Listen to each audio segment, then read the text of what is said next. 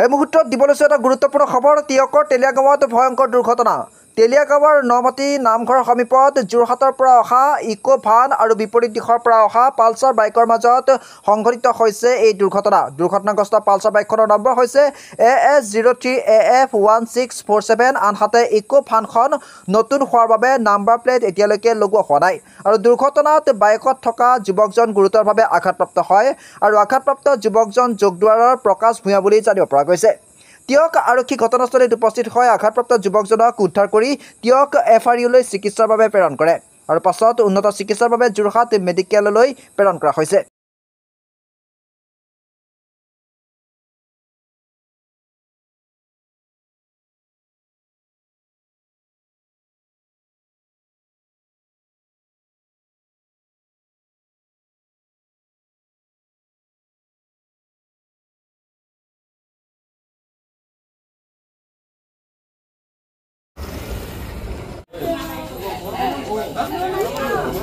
Oh,